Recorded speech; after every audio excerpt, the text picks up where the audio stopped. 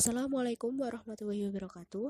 Perkenalkan, kami dari kelompok 7 yang beranggotakan 1. Intan Rosika, NIM 23040020025, 2. Koordinat Suhida Hidayah, NIM 23040200026, dan 3. Diana Wahyu Ciptasari, NIM 23040200027, akan mempresentasikan materi pendidikan kewarganegaraan dengan judul Pengembangan Model Pembelajaran PKN pada Kelas Tinggi SD atau MI. Pengertian pengembangan model pembelajaran PKN pada kelas tinggi. Model pembelajaran merupakan bentuk pembelajaran yang menggambarkan proses kegiatan belajar mengajar dari awal sampai akhir yang disajikan secara khas oleh guru. Selain itu, model pembelajaran juga merupakan bungkus atau bingkai dari penerapan suatu pendekatan, metode, strategi, dan teknik pembelajaran. Macam-macam model pembelajaran PKN dalam kelas tinggi. A. Model pembelajaran demonstrasi, yaitu model mengajar yang menggunakan peragaan untuk memperjelas suatu pengertian atau untuk memperlihatkan bagaimana melakukan sesuatu kepada peserta didik. Kemudian, kelebihan model pembelajaran demonstrasi yaitu 1. Dapat mendorong motivasi belajar peserta didik, 2. Dapat mengaitkan teori dengan peristiwa alam sekitar, 3. Apabila dilaksanakan dengan tepat, maka akan terlihat hasilnya, 4. Demonstrasi dapat menghidupkan pelajaran, 5. Melalui demonstrasi, peserta didik dapat terhindar dari verbalisme. Kemudian kekurangan metode demonstrasi, yaitu 1. Tidak semua benda dapat didemonstrasikan, 2. Sukar dimengerti apabila didemonstrasikan oleh guru yang kurang menguasai materi, 3. Memerlukan peralatan, bahan, dan tempat yang memadai, 4. Memerlukan persiapan yang matang. Kemudian B. Model pembelajaran group investigation, yaitu pembelajaran kelompok kecil untuk menuntun dan mendorong siswa dalam keterlibatan belajar. Metode ini menuntut siswa untuk memiliki kemampuan yang baik dalam berkomunikasi maupun dalam keterampilan proses kelompok atau group process skill. Adapun langkah-langkahnya yaitu 1. Guru membagi kelas menjadi beberapa kelompok yang heterogen. 2. Guru menjelaskan maksud pembelajaran dan tugas kelompok yang harus dikerjakan. 3. Guru memanggil ketua kelompok untuk memberi materi tugas secara kooperatif dalam kelompoknya. 4. Masing-masing kelompok membahas materi tugas secara kooperatif dalam kelompoknya. 5. Setelah selesai, masing-masing kelompok yang diwakili ketua kelompok atau salah satu anggotanya menyampaikan hasil pembahasannya. 6. Kelompok lain dapat memberikan tanggapan terhadap hasil pembahasannya. 7. Memberikan penjelasan singkat atau klarifikasi bila terjadi kesalahan konsep dan memberikan kesimpulan. Dan yang terakhir, evaluasi. Untuk yang selanjutnya yaitu model pembelajaran inquiry based learning, yaitu model pembelajaran yang berbasis ingin tahuan, tidak hanya menekankan perolehan atau penemuan jawaban-jawaban atas keingintahuan peserta didik saja, melainkan lebih dari itu dan dapat mendorong aktivitas peserta didik dan melakukan penelusuran, pencairan, penemuan, penelitian, dan pengembangan studi atau kajian analisis lebih lanjut. Langkah-langkah pembelajaran inquiry based learning yaitu 1. Stimulation, yaitu guru memulai pembelajaran dengan bertanya kepada siswa terkait permasalahan yang sering terjadi.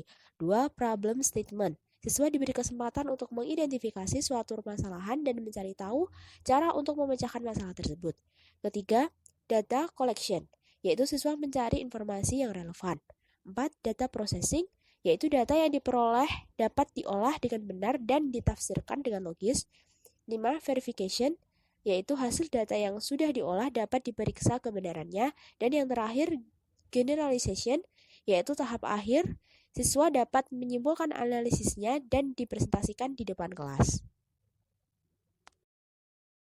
Kelebihan model pembelajaran inquiry based learning, yaitu 1. Menekankan pengembangan aspek kognitif secara progresif, 2. Peserta didik lebih aktif, 3. Peserta didik dapat memahami konsep-konsep dasar dan ide yang lebih baik.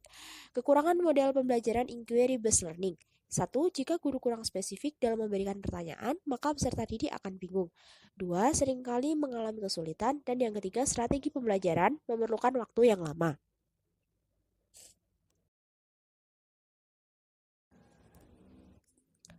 Selanjutnya, model pembelajaran Jigsaw, yaitu sebuah model belajar kooperatif yang di dalamnya menuntut siswa dalam bekerja kelompok yang berbentuk kelompok kecil.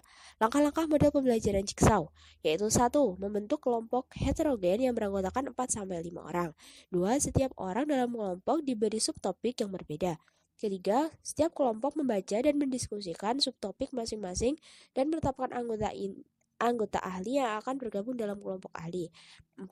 Anggota ahli dari masing-masing kelompok berkumpul dan menghasilkan semua subtopik yang telah dibagikan sesuai dengan banyaknya kelompok.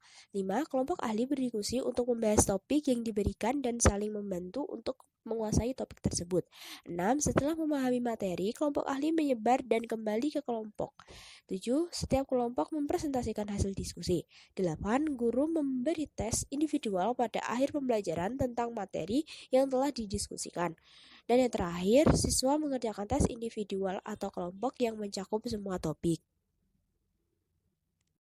Kelebihan metode pembelajaran jigsaw. 1. Mempermudah pekerjaan guru karena sudah ada kelompok yang ahli dalam menjelaskan materi. 2. Pemerataan penguasaan materi yang dapat tercapai. Kemudian kekurangan metode pembelajaran jigsaw. 1. Selalu dilakukan dalam bentuk kelompok. 2. Perlu dilakukan penguasaan materi oleh kelompok yang bertugas menjelaskan.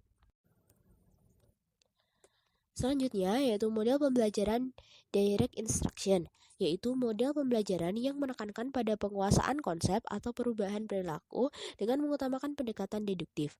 Langkah-langkah model pembelajaran direct instruction yaitu 1. Menginformasikan tujuan pembelajaran dan orientasi pelajaran kepada siswa. Dalam tahap ini, guru menginformasikan hal-hal yang harus dipelajari dan kinerja siswa yang diharapkan. 2. Mereview pengetahuan dan keterampilan prasyarat. Tahap ini guru mengajukan pertanyaan untuk mengungkap pengetahuan dan keterampilan yang telah dikuasai siswa.